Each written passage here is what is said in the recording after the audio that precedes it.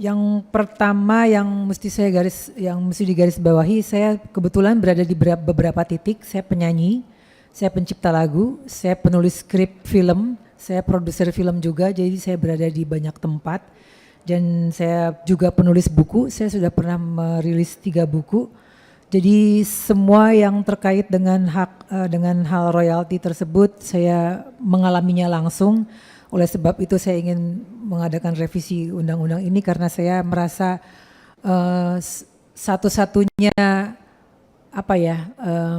warisan saya yang tertinggi untuk anak cucu saya adalah karya-karya saya. Saya punya 600 lagu, saya punya 4 film, skrip saya banyak, buku saya 3, tapi sampai sekarang saya untuk leasing atau untuk KPR rumah saja karya-karya saya tidak. Bukunya buku tentang apa, Teh?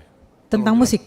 Tentang musik. Tentang musik dan tentang cerpen cinta-cinta segala macam.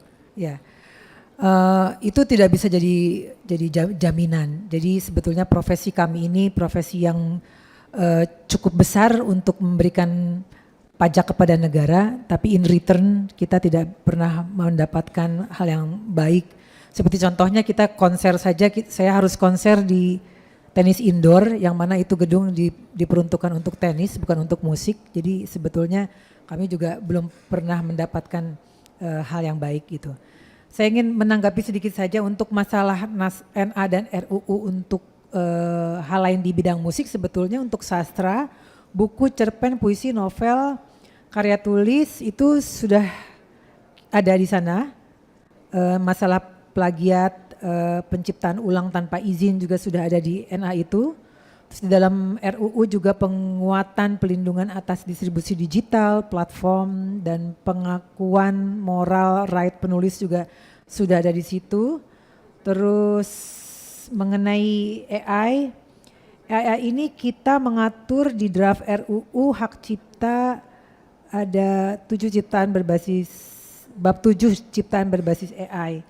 Dan ada kewajiban deklarasi dan yang mewajibkan keterlibatan manusia. Jadi bukan cuma mesin tapi manusia juga sudah terlibat. Tapi saya juga waktu itu sempat berdiskusi dengan BKD bahwa AI ini karena begitu rinci dan begitu detailnya mungkin memerlukan undang-undang tersendiri menurut saya ya.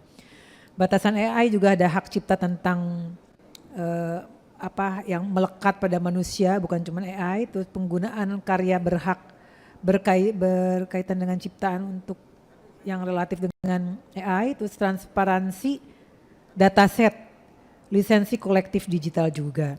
Terus mengenai royalti tadi antara LMK dan LMKN, yang terjadi sekarang mungkin kalau saya boleh bilang huru-hara yang terjadi di antara kami pencipta lagu juga mungkin sedikit banyaknya juga dikarenakan kemarin LMK atau LMKN-nya juga kurang transparan dan akuntabel. Mungkin kalau itu bisa lebih transparan dan akuntabel tidak akan terjadi hal-hal seperti yang sekarang terjadi di media sosial dan di masyarakat.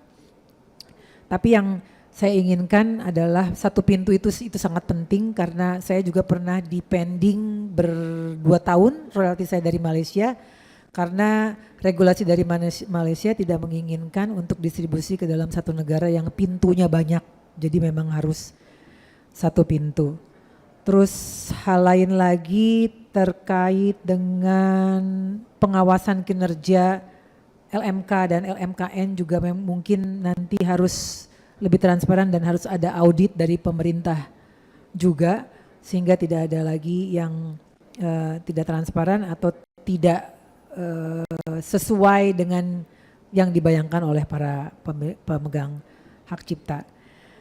Untuk Pak Ketut dalam RUU sudah diatur mengenai setiap orang yang memanfaatkan ciptaan atau produk hak terkait secara non komersial itu tidak membayar royalti. Lalu yang sekarang sedang beredar juga di media sosial bahwa restoran dan lain sebagainya itu harus bayar royalti. Sebetulnya di dalam undang-undang tahun 2014 tahun nomor 28 itu sudah diatur sedemikian rupa memang seperti itu. Saya sendiri bingung kenapa sekarang baru diributkan. Apakah LMK atau LMKN-nya tidak pernah menagih sehingga ketika sekarang ditagih jadi sesuatu hal yang aneh. Padahal sebetulnya di dalam undang-undang kemarin itu sudah diatur memang harus harus membayar. Setiap orang yang memakai hak cipta itu harus membayar membayar royalti. Jadi mungkin karena ini judulnya harmonisasi adalah penyelarasan dan penyesuaian gitu ya. Jadi memang kita perlu banyak juga bicara dan mengundang stakeholder. Saya setuju karena saya yakin walaupun nanti kita melahirkan undang-undang hak cipta revisi ataupun bentuk baru, tidak mungkin kita membahagiakan semua pihak, tapi insya Allah ini menjadi sesuatu yang baik dan besar khususnya untuk semua pemegang hak cipta di Indonesia dan untuk Indonesia sendiri. Dari saya segitu, mungkin dari Once mau menambahkan atau mau nyanyi, Ce? Ntar viral kalau nyanyi.